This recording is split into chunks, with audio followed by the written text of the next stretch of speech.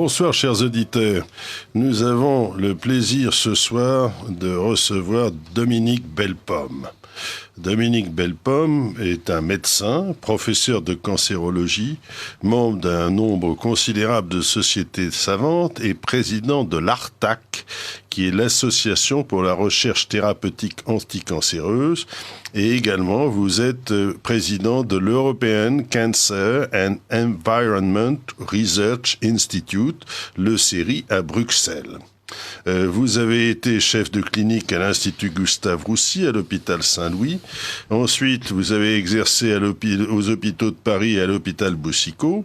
Vous avez été conseiller scientifique auprès de la Commission européenne et conseiller scientifique envers des différents organismes. Alors, vous avez, Dominique Bellepomme, eu l'honneur des médias lorsque vous avez dénoncé l'utilisation de la chlordécone aux Antilles. Et chacun sait que c'est un produit qui reste dans l'environnement et qui a provoqué des dégâts considérables, mais ce n'est pas de cela que nous allons parler ce soir. J'insiste d'abord sur le fait que vous êtes un spécialiste du cancer, mais surtout, nous allons parler ce soir de ce qui s'appelle la pollution électromagnétique, et les ondes électromagnétiques qui envahissent tout. Alors, bien sûr, ces ondes, quelles sont leurs sources ?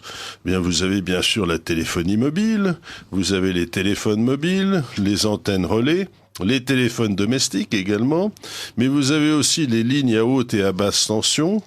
Vous avez aussi les examens médicaux comme l'IRM, vous avez le Wi-Fi. Le Wi-Fi, c'est bien entendu ce dont se sert pour brancher sur Internet et maintenant la télévision. Vous avez les micro-ondes, vous avez les plaques d'induction, vous avez ce qui s'appelle le Bluetooth, c'est-à-dire c'est dans toutes les voitures maintenant on a des connexions Bluetooth, ce sont des connexions électroniques qui permettent de brancher des appareils entre eux. Vous avez les connexions 3G, 4G, le GSM, les babyphones et ainsi de suite. Alors toutes ces ondes, eh bien il se trouve qu'elles s'accumulent. Et le problème, c'est qu'elles ont des effets sur l'organisme, ce qui est assez intéressant. Alors, bien sûr, il y a toutes sortes d'effets, nous allons en parler, mais vous avez été, Dominique Bellepomme, également l'auteur, je pense, de la description. Vous pourrez nous en parler pour dire si vous êtes, disons, l'auteur principal ou si c'est quelque chose qui était déjà dans l'air, de la découverte du syndrome d'intolérance au champ électromagnétique. Ça s'appelle le SISM. Et ce syndrome d'intolérance au champ électromagnétique, avant que nous partions dans la description à la fois des ondes, de leurs effets, de tout. Nous allons parler de tout, bien entendu, des champs électriques, nous allons parler de l'énergie transmise, mais je voudrais quand même parler d'un article qui est disponible sur Internet, qui date de 2010, où vous parlez de ce syndrome d'intolérance aux champs électromagnétiques. Et vous dites, le système évolue en 3 phases successives. Bien sûr, ce syndrome, c'est causé par les champs électromagnétiques. Alors au début, je résume, de façon inaugurale, des maux de tête, des acouphènes, c'est-à-dire qu'on entend du bruit dans les oreilles, qui sont d'abord transitoires et qui ensuite deviennent permanents, des anomalies de la sensibilité, des sensations de douleur cutanée, musculaire. Et bien entendu, vous avez des vertiges, vous avez des troubles de l'attention, de la concentration, la perte de la mémoire immédiate. Et vous avez donc toute une symptomatie essentiellement neurologique. Vous avez également des syndromes d'oppression thoracique, des épisodes de tachycardie qui sont causés toujours par l'exposition aux ondes électromagnétiques, des troubles digestifs, des douleurs abdominales, et l'ensemble aboutissant à des malaises. Ensuite, il y a une deuxième phase, caractérisée par une triade faite d'insomnie, de fatigue chronique et éventuellement de dépression. Cette deuxième étape est curieusement émaillée d'irritabilité, de violence verbale et parfois même de syndrome suicidaire. Et ces symptômes peuvent apparaître parfois de façon aiguë. Lorsque le malade est réexposé à des champs électromagnétiques, y compris à très faible intensité. Vous allez nous parler de ça, mais ce qui est intéressant, c'est qu'au début, eh bien, il faut des champs électromagnétiques relativement forts, et ensuite, c'est simplement la réexposition à des champs magnétiques faibles. Et ensuite, l'évolution vers la troisième phase devient véritablement pathologique au point le plus extrême. Alors, je suis certain qu'il y a beaucoup de personnes qui ont ces symptômes sans réellement identifier la cause, et vous, professeur Bellepomme, vous nous avez véritablement découvert cette chose-là. Alors, il faudrait que vous nous en parliez, et nous allons donc aborder toutes ces questions. Je vous laisse la parole. Bien, écoutez, d'abord, merci cher Monsieur Devel, de m'avoir invité à votre émission. Il est clair que le problème des effets sanitaires des champs électromagnétiques pose des problèmes de santé publique. Il est clair qu'il y a des controverses qui sont à deux niveaux. Il y a des controverses scientifiques qui est tout à fait normal, c'est-à-dire que la science progresse par des faits nouveaux et qui nécessitent pour être acceptés au niveau scientifique l'adhésion de l'ensemble de la communauté scientifique. Et donc il y a des controverses. En général, ces controverses restent contingentées, si je puis dire, dans les institutions académiques et par le biais des congrès, des conférences et des publications scientifiques. Et puis vous avez un deuxième type de controverse qui est sociétale. Là, si vous voulez, effectivement, lorsque on commence à s'occuper de malades atteints de ce que j'ai qualifié d'intolérance au champ électromagnétique, eh bien, on a une équation. D'un côté, il y a la facture sanitaire qui est là, et puis de l'autre côté, il y a des intérêts économiques et financiers avec des lobbies qui peuvent se manifester. Et donc là, cette controverse n'est plus du tout du domaine scientifique.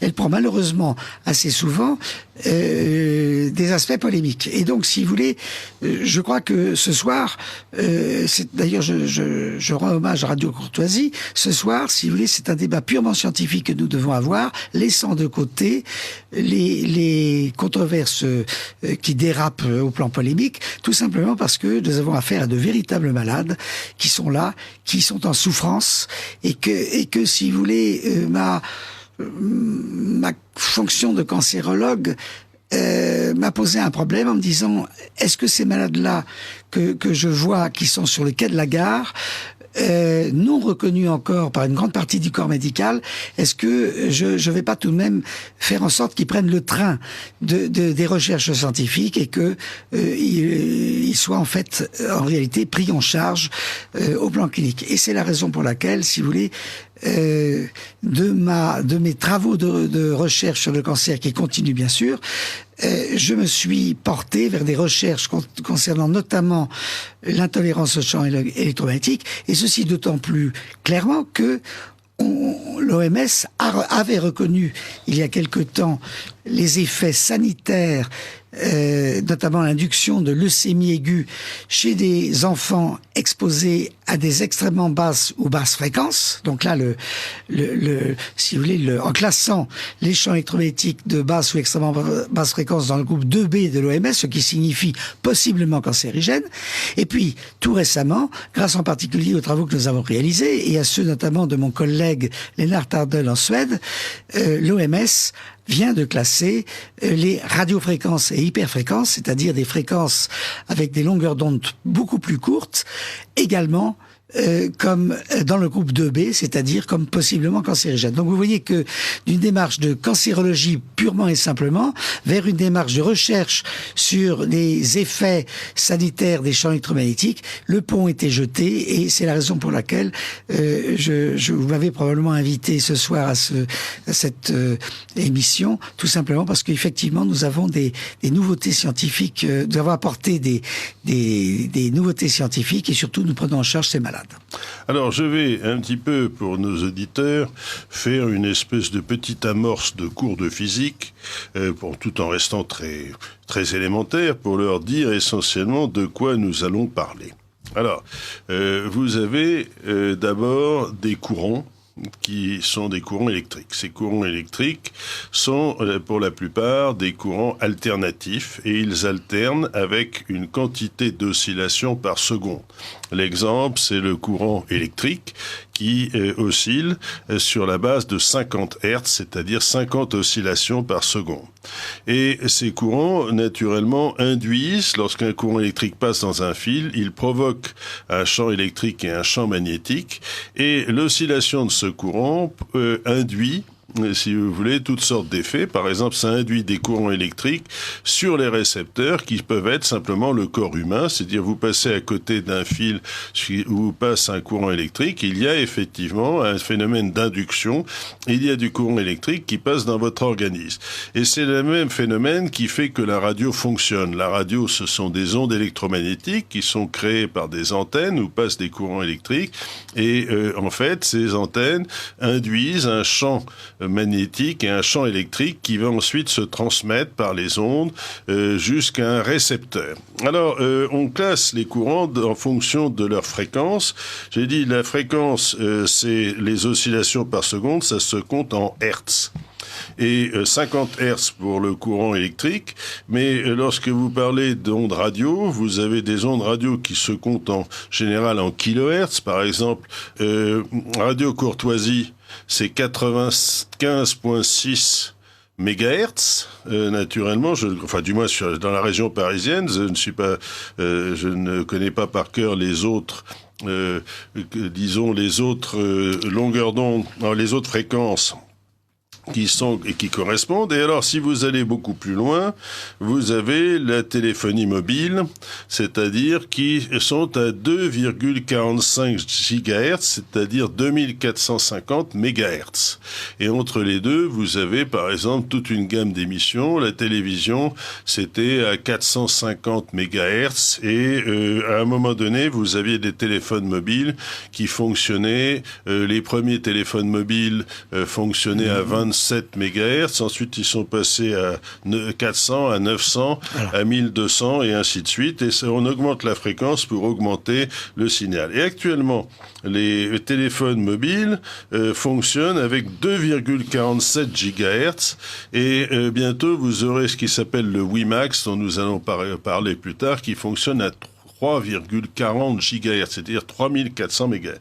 Alors, il faut savoir que 2450 MHz, c'est-à-dire 1 MHz, c'est un million de Hertz, c'est 1 million d'oscillations par seconde, et gigahertz, c'est 1 milliard d'oscillations par seconde. Ça correspond à une longueur d'onde de 12 cm. La longueur d'onde, c'est quel est le trajet d'une onde dans une seconde en fonction de ses oscillations. Bon, alors on va pas beaucoup parler de longueur d'onde, limitons-nous au Hertz. Donc 50 Hertz pour le courant électrique et 2,45 gigahertz pour le Wi-Fi et pour les ondes des téléphones.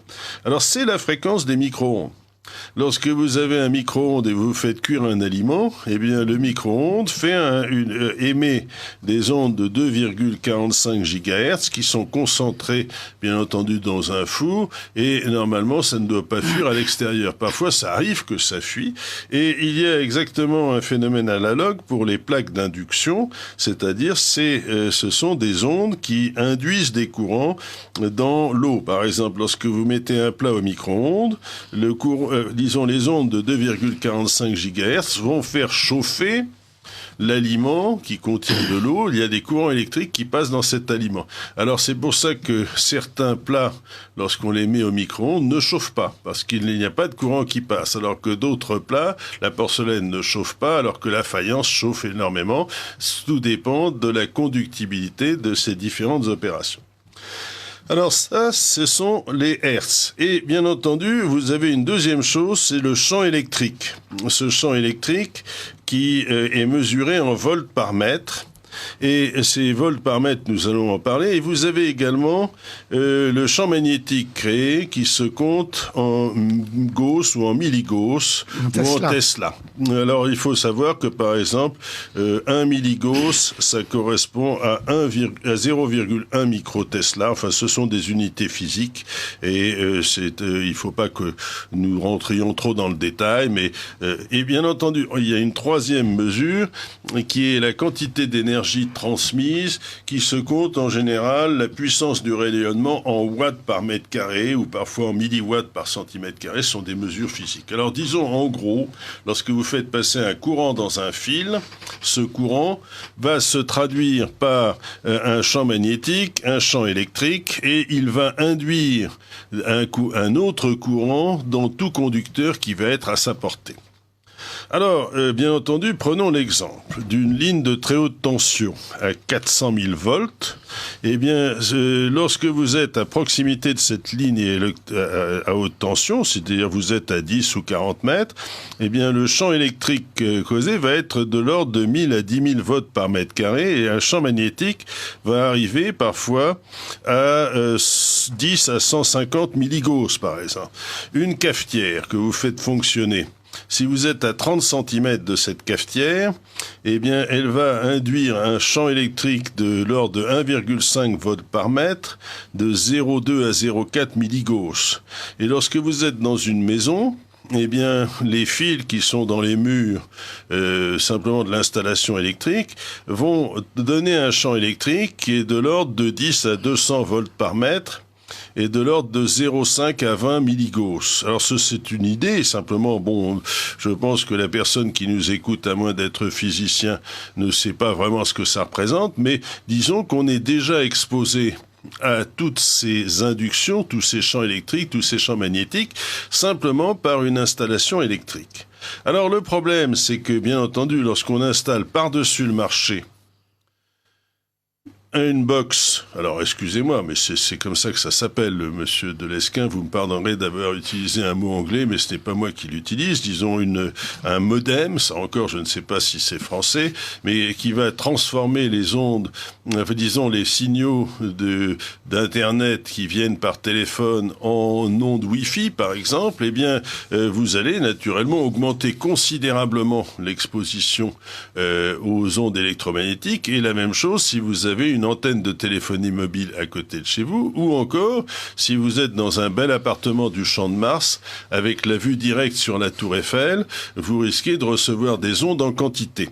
Alors tout le problème vient de leur augmentation, et leur augmentation est massive. Alors voilà par exemple un graphe que j'ai pris sur Internet qui donne la valeur de l'augmentation moyenne constatée en milieu urbain de l'irradiation artificielle, haute fréquence micro-ondes, en prenant toutes les fréquences cumulées de 900 MHz à 2,5 GHz. Rappelons que 2,5 GHz, c'est la fréquence des micro-ondes, des fours à micro-ondes. Eh bien, c'est passé en 2000 de l'ordre de 0,01 volts par mètre et de l'ordre de l'ordre de 3 microwatts par mètre carré. La recommandation limite de l'Organisme mondial de la santé, c'est 0,6 volts par mètre. Et nous arrivons en 2009 à un dépassement de 1,5 volts par mètre. C'est-à-dire qu'on a déjà dépassé par pratiquement 3 la valeur limite recommandée à cause de l'accumulation de ces micro-ondes. Alors c'est évident que normalement, si vous avez un peu d'autres fréquences qui vous arrivent sur vous, vous recevez la radio, vous avez les ondes radio qui permettent d'écouter la radio, mais ce n'est pas à ce niveau-là, c'est à un niveau absolument extraordinaire. Et on se rend compte que d'un seul coup, toutes les stations d'émission se cumulent et on arrive à exposer les gens, le grand public, sans qu'ils le sachent, de manière parfaitement invisible, à une accumulation phénoménale d'ondes. Et bien entendu, le problème, c'est que ça a des effets. Alors, vous parliez, professeur Bellepomme, de ce syndrome d'intolérance aux champs électromagnétiques, mais il y a aussi le problème du cancer. C'est votre spécialité. Quels sont les cancers qui sont provoqués par les ondes ? Oui, alors, c'est une très bonne question, bien sûr. Donc, vous avez d'abord les leucémies aiguës de l'enfant, et ceci a été bien montré lorsque ces enfants habitent à moins de 200 mètres d'une ligne à haute tension ou très haute tension, le risque de leucémie aiguë chez l'enfant est multiplié par 2 par rapport à la population normale.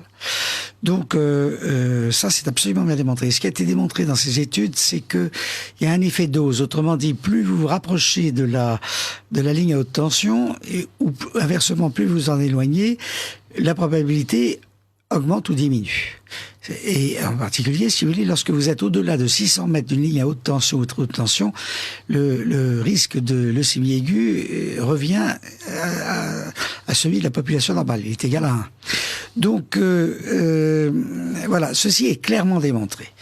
Il y a un deuxième type de cancer qui sont les tumeurs cérébrales. Et ça, c'est très très important à considérer. Alors, ces tumeurs cérébrales, c'est en général des glioblastomes. C'est des tumeurs très très méchantes en termes de pronostic.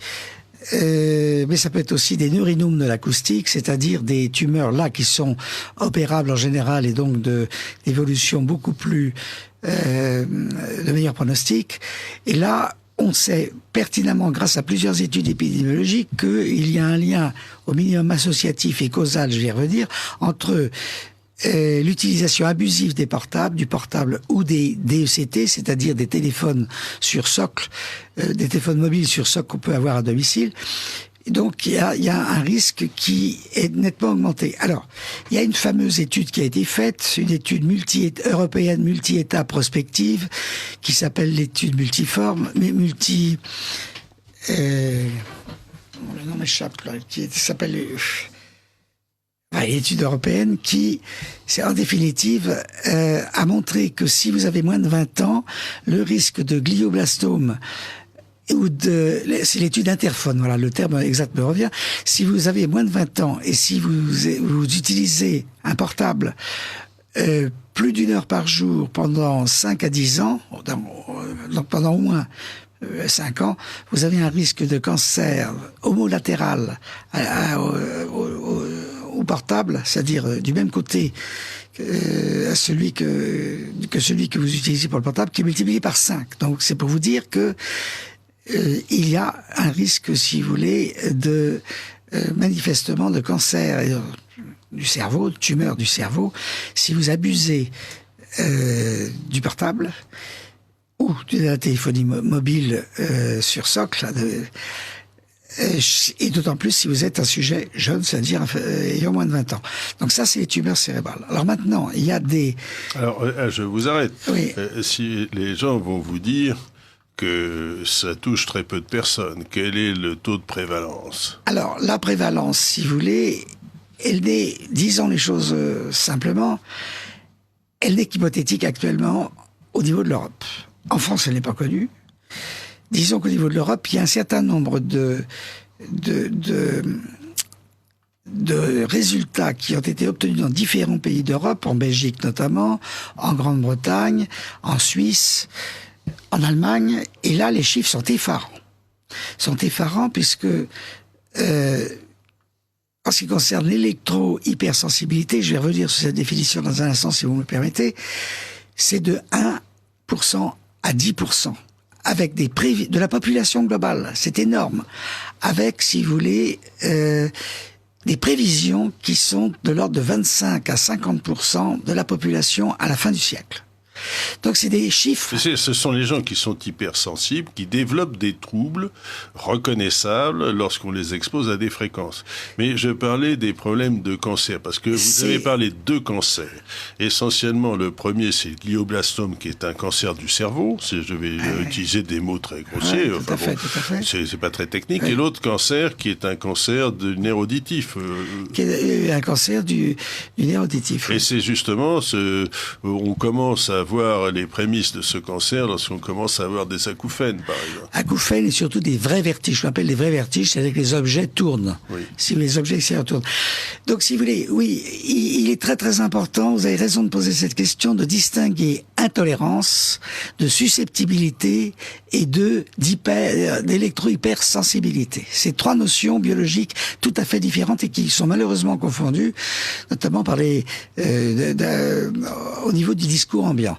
L'intolérance, ce sont des symptômes cliniques ou biologiques qui apparaissent lorsque vous êtes exposé à des intensités, je dirais, normales de champ électromagnétique. C'est-à-dire, dans le brouillard électromagnétique actuel, on est intolérant. Alors, on peut avoir effectivement des maux de tête, on peut avoir des acouphènes, on peut avoir, si vous voulez, les symptomatologies que j'ai décrites dans ce syndrome d'intolérance au champ électromagnétique, pour reprendre d'ailleurs une dénomination de l'OMS, mais vous pouvez avoir d'autres manifestations, des troubles, par exemple, de tachyarrhythmie, c'est-à-dire le cœur s'emballe de façon irrégulière, ou des lésions cutanées, ou des migraines typiques, etc., etc. Donc toute une pathologie, si vous voulez, qui est tout à fait polymorphe, et très souvent pour laquelle la médecine d'aujourd'hui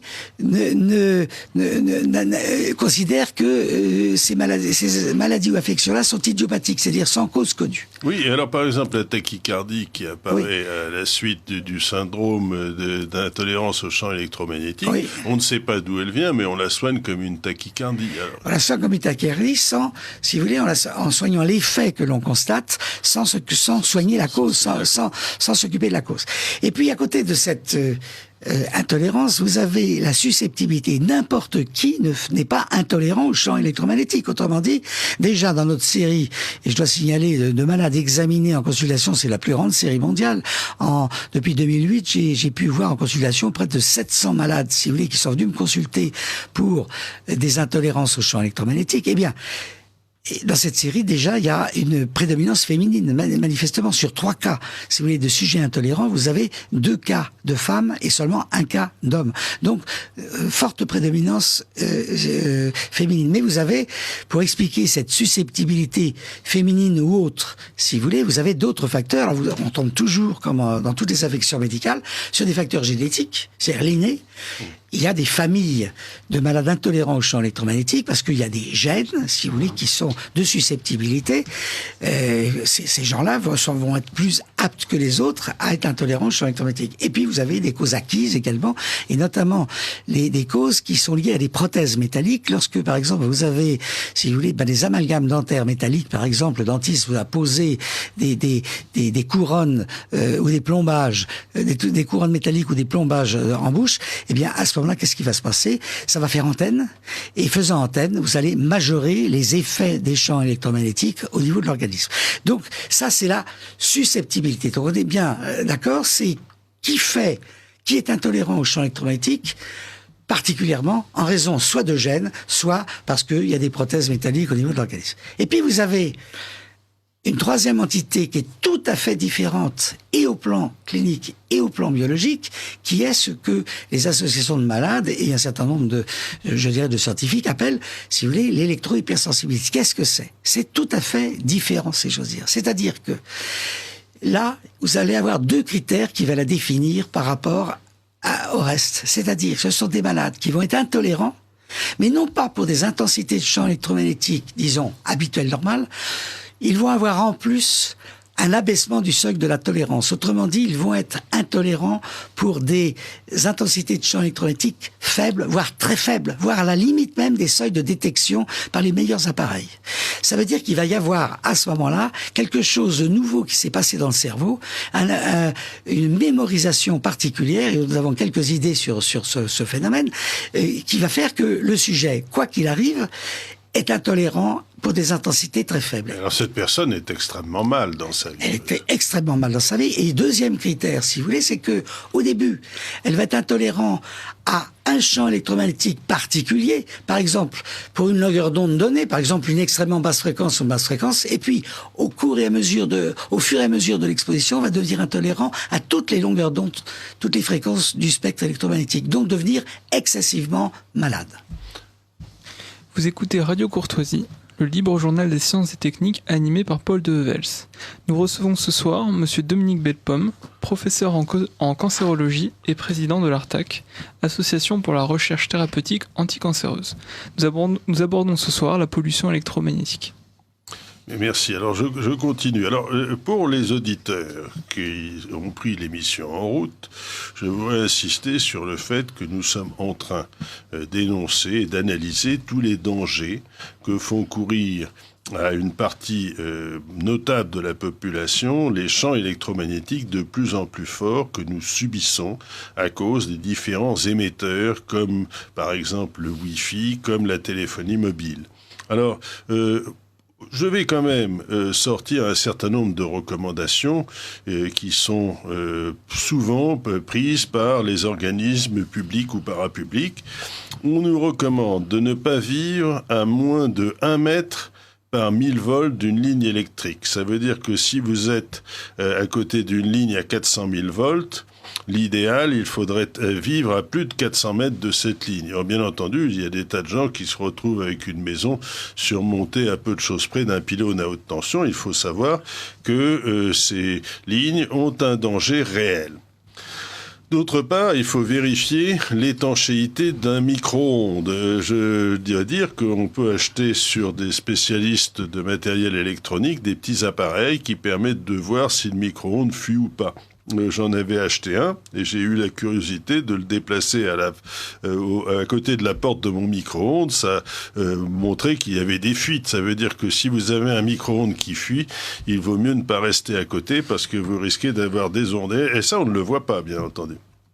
Il faut écarter les appareils électriques de la zone de repos. C'est-à-dire, si vous avez des appareils branchés à la prise près de l'endroit où vous êtes en train de sommeiller, ce n'est pas bon, ça crée des champs électriques. Il faut surtout écarter le portable de l'oreillette et il faudrait généraliser le système de ce qu'on appelle, excusez-moi, monsieur Delesquin, les kits main libre.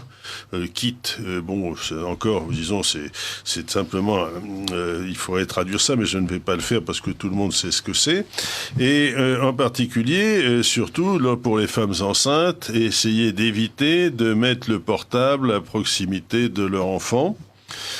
Pour un téléviseur, on conseille de se tenir au minimum à 7 fois la diagonale du téléviseur comme distance. Et ceci est surtout vrai pour les enfants.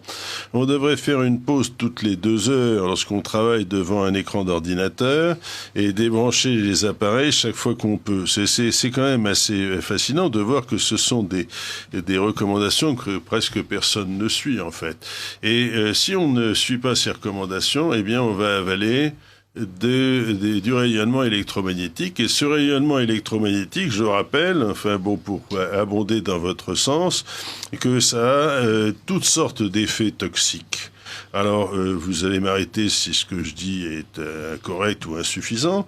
Les effets reconnus, c'est la perturbation des défenses immunitaires, en particulier par la perturbation des flux d'ions calciques dans le corps, la perturbation du rythme circadien, c'est-à-dire surtout, l'alternance du sommeil et de l'éveil, c'est-à-dire qu'on dort mal, on s'éveille mais on n'a pas passé une nuit suffisante. Ça induit des modifications génétiques qui sont inquiétantes, des cancers et surtout des leucémies, vous en avez parlé, et il y a aussi des toxicités par la production de stress, par résonance avec les fréquences cérébrales, également surtout par les alternances, c'est-à-dire que on pense, là encore vous allez me dire si cette idée est correcte, c'est que on a parlé de mitrailleuses électromagnétiques lorsque vous aviez par exemple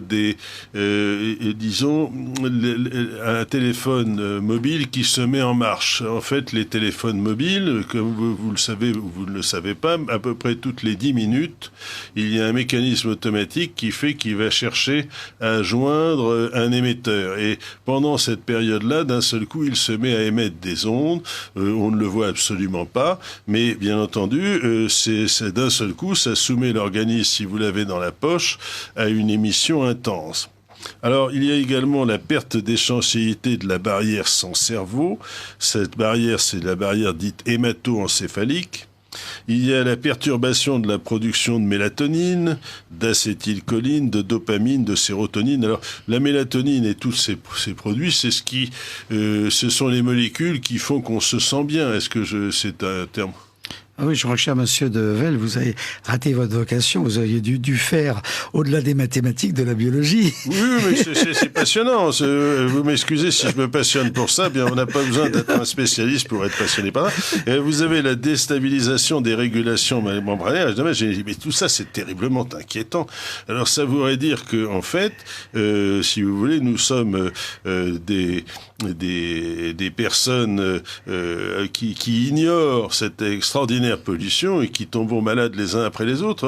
Ou alors, comme vous disiez tout à l'heure, ça concerne un petit nombre de gens, 10% en gros, qui commencent à être atteints, et beaucoup de gens sont vraiment résistants, ils se rendent pas compte. Enfin, c'est pas simple. Alors, je vais peut-être revenir, si vous voulez, sur la liste des ennuis que créent les champs électromagnétiques. Bon, en distinguant les aspects biologiques, purement biologiques, des affections cliniques, si vous voulez, des maladies en tant que telles. Alors, pour ce qui est des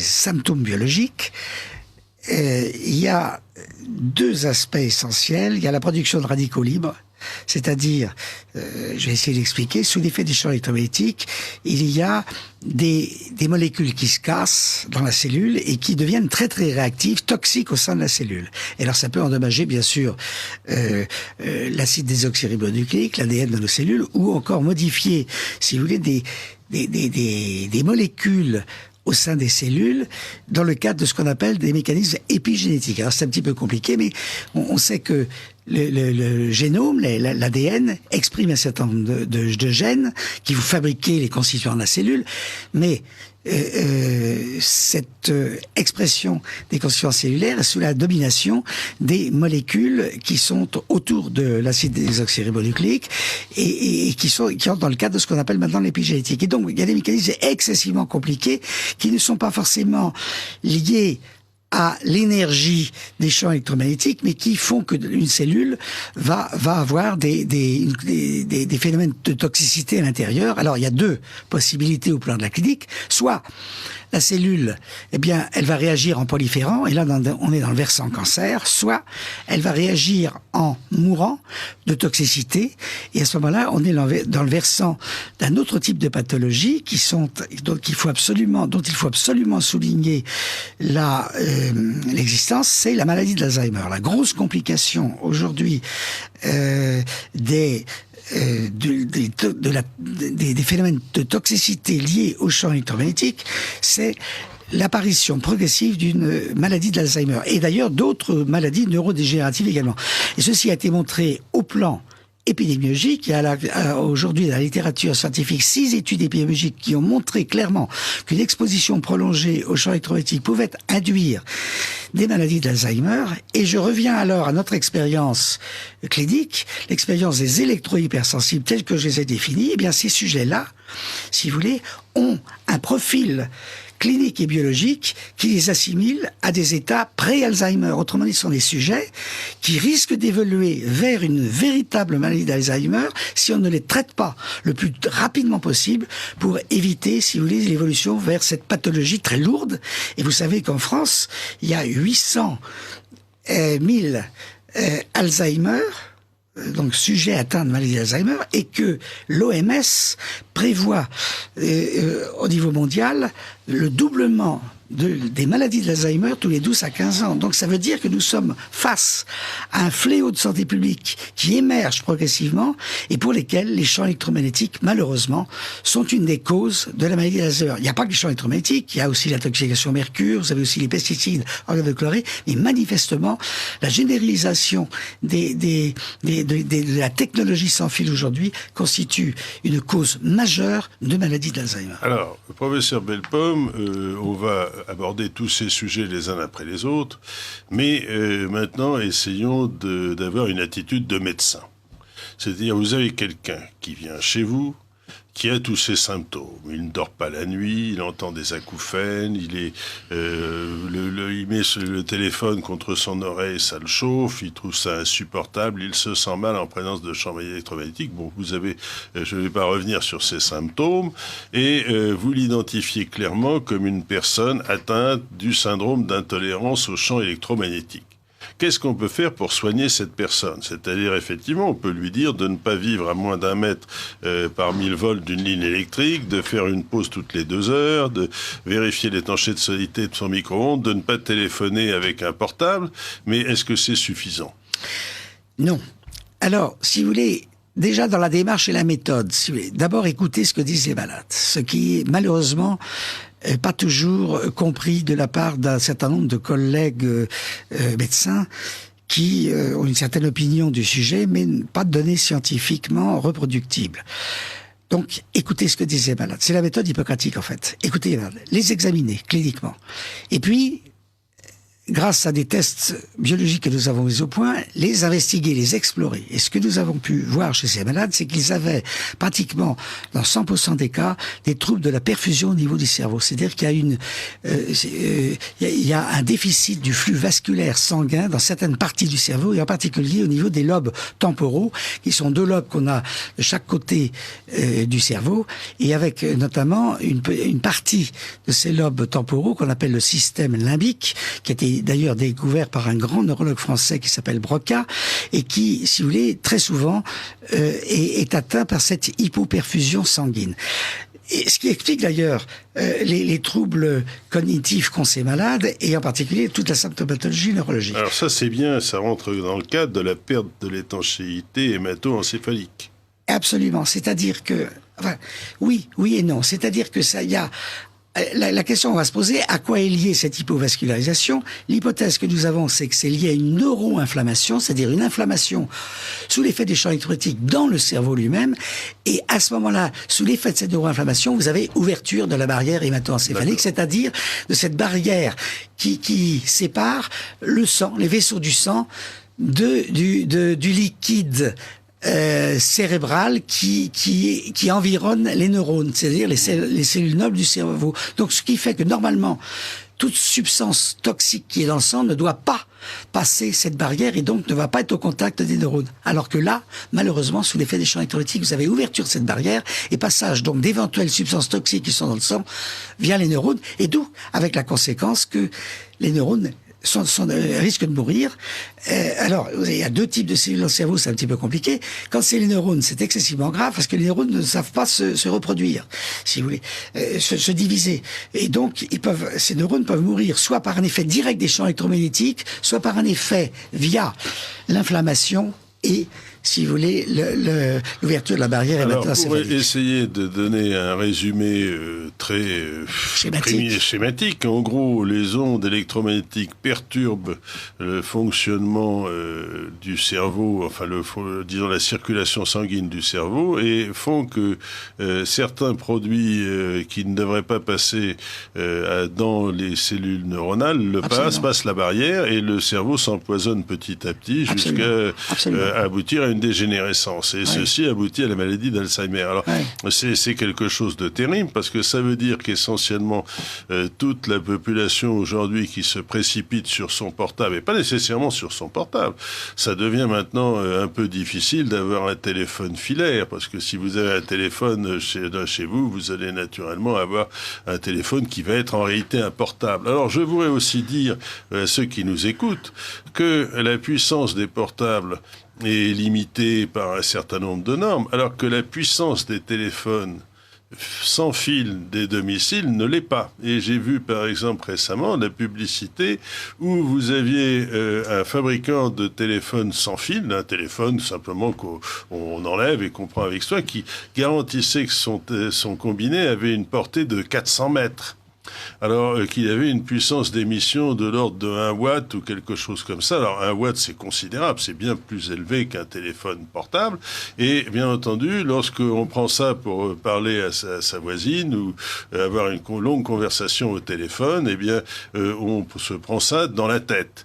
Et ça peut avoir des effets absolument catastrophiques. Donc par pitié, essayez, chers auditeurs, si vous voulez conserver vos petites cellules grises, comme pour reprendre le mot d'Hercule Poirot dans Agatha Christie, si vous voulez les conserver intactes, essayez de revenir en arrière et de passer au téléphone filaire. Sans ça, vous risquez d'avoir de gros ennuis. Mais c'est dramatique, tout cela. Oui, on va tempérer un petit peu le drame. Je vais revenir tout de même, si vous voulez, sur le deuxième aspect, le deuxième type de cellules dans le cerveau, qui sont des cellules de soutien aux neurones, qu'on appelle des astrocytes ou des cellules de la microglie. Ça, c'est des termes un peu techniques, mais en tout cas, ces cellules-là sont capables de se diviser. Et là, vous avez le deuxième versant pathologique des maladies qui apparaissent, c'est-à-dire que sous l'effet des champs électromagnétiques, ces cellules-là vont réagir et se mettre à se diviser. Et faire ce qu'on appelle une gliose, être responsable de ce qu'on appelle une gliose cérébrale, et à ce moment-là, un degré de plus, et ça peut devenir un glioblastome dont on parlait tout à l'heure, une tumeur cérébrale. Donc vous voyez que sous l'effet des champs électromagnétiques, vous avez les deux versants, soit c'est le versant destruction des neurones via la maladie d'Alzheimer, soit le versant cancer par le biais de cette stimulation des cellules de soutien des neurones. Et alors, que la population augmente considérablement. Vous dites que l'augmentation est dramatique. Bien sûr, c'est un problème de santé publique majeur. Nous sommes à la veille d'un problème de santé publique majeur. Alors, ce que je voudrais mettre un peu de baume sur ce qui a été dit pour ce qui est de la maladie d'Alzheimer. Donc, les malades que je vois en consultation qui arrivent avec ce syndrome d'intolérance aux champs électromagnétiques. Donc, on les écoute, on les examine, on met au point les tests, et en fonction du résultat de ces tests, on va mettre au point un traitement, ce qui était la question posée. Et là, il y a clairement, à partir du moment où il y a un déficit de vascularisation dans le cerveau, cela veut dire en clair qu'il n'y a pas suffisamment d'oxygène qui arrive, et par le biais de ce déficit d'oxygène, les neurones qui ont besoin d'oxygène pour fonctionner risquent de mourir par ce qu'on appelle hypoxie, c'est-à-dire des diminutions de l'oxygène dans le cerveau. Eh bien, la première attitude du traitement va être de revasculariser le cerveau pour faire en sorte que il soit réoxygéné. Et nous avons trouvé, fort heureusement, des médicaments anti-inflammatoires qui peuvent revasculariser le cerveau. Deuxième attitude thérapeutique, on a pu mettre en évidence chez ces malades-là des radicaux, le fait de ces fameux radicaux libres qui détruisent également les cellules. Et à ce moment-là, on a des traitements antioxydants qui sont là. Donc on a toute une panoplie de traitements qui font que ces malades qui arrivent avec une intolérance ne feront pas de maladie d'Alzheimer parce qu'on va les traiter tout de suite. Ça sera arrêté dans l'œuf. On va tuer la maladie dans l'œuf. Vous écoutez Radio Courtoisie, le libre journal des sciences et techniques animé par Paul de Hevels. Nous recevons ce soir Monsieur Dominique Bellepomme, professeur en cancérologie et président de l'ARTAC, l'association pour la recherche thérapeutique anticancéreuse. Nous abordons ce soir le thème de la pollution électromagnétique. Alors, je vois également dans les notes que j'avais prises qu'il y a en fait une augmentation de la prévalence des tumeurs du cerveau de l'ordre de 50% chez les hommes et 62% chez les femmes. C'est ce que vous avez dit, c'est plus fréquent chez les femmes en une dizaine d'années. C'est effrayant. Alors c'est considérable au niveau des tumeurs cérébrales aujourd'hui. On parle bien sûr des tumeurs primitives du cerveau, c'est-à-dire des tumeurs qui sont induites au niveau du cerveau, et les champs électromagnétiques ont un rôle majeur. C'est d'ailleurs, on a mis Lennart Erdel, le professeur Lennart Erdel, épidémiologiste, qui a été l'un des premiers à attirer l'attention de la communauté médicale sur le risque des tumeurs cérébrales liées aux champs électromagnétiques, et en particulier du portable. Car ce qui est très clair aujourd'hui, c'est que toutes ces pathologies-là, c'est avant tout, avant de parler des antennes relais, la cause de ces maladies-là, c'est essentiellement l'abus du portable, l'abus d'utilisation du téléphone sans fil sur socle. Viennent après, bien sûr, la Wi-Fi, et si vous voulez, la WiMAX, bien sûr, également, et puis les antennes relais, mais c'est pas n'importe quelle antenne relais, ce sont les pylônes, c'est-à-dire les pylônes avec plusieurs antennes dessus, et bien sûr une proximité. Et puis vous avez bien sûr, comme on l'a dit, les lignes à haute tension. Donc voilà un peu, mais revenons sur le fait essentiel que 60% des cas d'intolérance aux champs électromagnétiques sont liés à l'abus du portable et au téléphone mobile sur socle. Je voudrais aussi donner une recommandation qui apparaît même dans le dernier rapport de l'ANSES, on va en parler de ce rapport, et qui dit essentiellement qu'il faudrait interdire, mais vraiment interdire, l'utilisation des portables à tous les enfants de moins de 10 ans. Parce que c'est précisément les enfants qui sont le plus sensibles à ces symptômes. C'est-à-dire le cerveau de l'enfant est en plein développement, et lorsqu'il est en développement, le soumettre à des champs électromagnétiques intenses comme ceux du portable est un véritable crime. Donc, mesdames, messieurs, si vous avez des enfants et si vous voulez leur offrir un portable à Noël, ne le faites surtout pas s'ils ont moins de 10 ans, parce que il vaut mieux que ces enfants évoluent avec un cerveau normal qu'ils terminent rapidement avec des cancers, une maladie d'Alzheimer. Vous êtes d'accord? Tout à fait. Ceci est clair. Il faut ça absolument... ne concerne pas que les adultes, ça concerne surtout les enfants. Surtout les enfants. Il faut savoir que dans ma consultation, malheureusement, il m'est arrivé de voir des maladies d'Alzheimer à 15 ans. Il faut se représenter ce que c'est avec un gamin qui si vous voulez, dormait depuis 5 ou 6 ans avec son portable allumé sous son oreiller. En permanence, donc exposé, si vous voulez, à des champs électromagnétiques en continu. Je dois dire aussi qu'il est tout à fait, surtout supprimer les ampoules à basse consommation, et d'autant plus si vous les mettez au niveau de votre lampe de chevet. Là, il faut savoir que le champ électromagnétique au sortir d'une ampoule à basse consommation est de l'ordre de 400 volts par mètre. Alors, il y a bien sûr une décroissance exponentielle assez rapide, mais si vous êtes à 1 mètre de cette ampoule-là, donc à 1 mètre de votre lampe de chevet, et que vous lisez chaque soir, vous risquez malheureusement de faire une pathologie, soit, si vous voulez, une évolution vers une intolérance qui va évoluer vers une maladie d'Alzheimer ou voire même un cancer. Donc vraiment, il y a des précautions à prendre. Alors, attendez, je vous interromps, professeur Bellepomme, mais ce point est très important. On ne se rend pas compte que les lampes nouvelles, qu'on nous a imposées littéralement par une espèce de coup de force, présentent des aspects toxiques extrêmement violents concernant l'exposition aux ondes électromagnétiques. Et prenons une personne tout à fait moyenne, normale, qui va par exemple le soir dans son fauteuil ou dans son lit lire un chapitre de livre avec sa lampe de chevet allumée. Tant que cette personne avait une lampe à filament, il ne craignait pratiquement rien. Le champ électromagnétique était très faible et ça ne lui donnait absolument aucune exposition.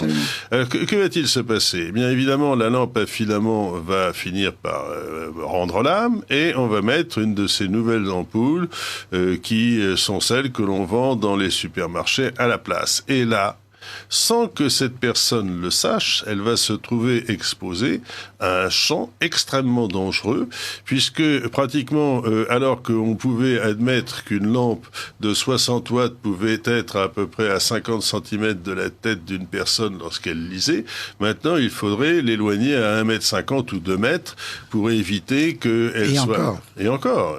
Alors, ce qui veut dire qu'en pratique, on a installé, sans le dire, une espèce de piège toxique monumental vis-à-vis des gens. C'est quelque chose qui est un crime, si vous êtes bien d'accord avec moi.